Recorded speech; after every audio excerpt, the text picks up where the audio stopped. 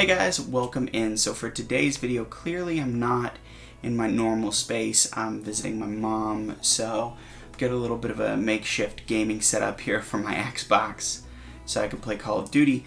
But more importantly, this was upside down on the table.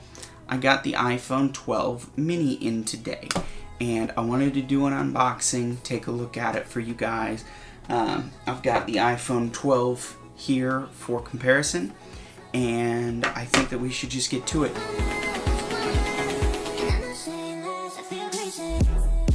This is not going to be a full comprehensive unboxing. If you want to check that out, I've got an iPhone 12 Pro unboxing that is a full comprehensive unboxing. This is just going to be more of my first impressions of the smaller device. Now, I made a video a while back about how I was going to get the 12 Pro Max rather than the 12 mini. But then on election day, I made a video that let you guys decide. And you said you wanted me to get the 12 mini.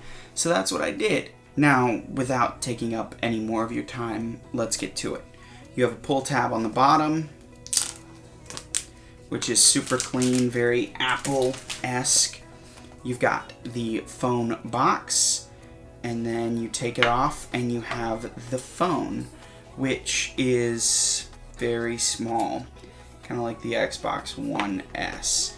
Now, before I get into this fully, also in the box, you have a Lightning to USB-C cable and some paperwork. That's it. That's all you get in the box. In the paperwork, there is a SIM ejector tool, which I will need to transfer my SIM card from my iPhone 12 Pro to this 12 mini. But the back is super nice. I've always liked the white color. That's the iPhone 4S that I had, was the white, and it's a perfect size, guys. It's the smallest iPhone that Apple has made since the iPhone SE first generation, and let me tell you, it's nice. I mean, it is. Now, as a size comparison, it is significantly smaller than the iPhone 12. It feels so much better in the hand. My only concern is everybody else's only concern, and that is battery life. Is the battery life gonna hold up? We'll see. I've actually heard pretty good things that make me very optimistic about the battery life for this particular phone. It's got aluminum around the sides. The border is an aluminum border rather than stainless steel on the Pro, and it has the dual camera setup rather than the triple camera on the Pro. So the 12 and 12 mini have dual cameras rather than triple cameras. No LiDAR scanner. Let's go ahead, take that off. Oh my, it feels like holding an iPhone 5. Let's go ahead, hold the boot up screen. Now, this does have an OLED display. It isn't an LCD panel, which is I think why they're actually able to get it this small. And look at that. Small. Now, the notch does awkwardly look a little bit bigger just because it's the same size on a smaller device. But man, would you look at that. That is quite nice. It's got the same cutout for the 5G ultra wideband, and guys, it is, you know, since I got the 12 Pro, I had been thinking this is a good size. It's a little bit bigger than I would like, but it's a good size. Well, now, and yes, as with every other iPhone from the 12 line, if I can do it for both of them. As with every iPhone from the 12 line, it can stand up. Now, I had been saying that I think that the 12 is a good size. It's a good medium between big display and comfortable to hold. Well, the 12 mini is just comfortable to hold. It is perfect to hold, especially if you have smaller hands like I do. It is absolutely perfect, and I can actually like reach the whole screen without having to move anything. I am so happy with this. I just hope that the battery life holds out. Because if it does, it's a game changer. It's the smallest flagship out right now.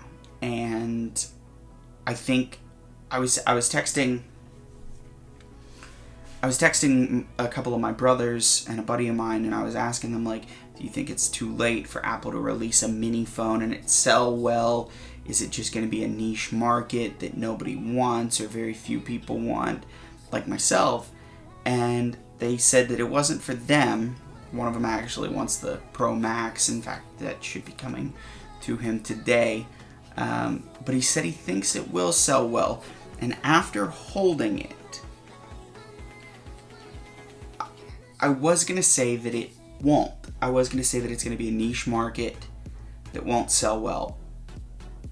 But anybody that has an iPhone 6, some are still using 5s and original SEs, I know them personally. This is going to be the one that they upgrade to.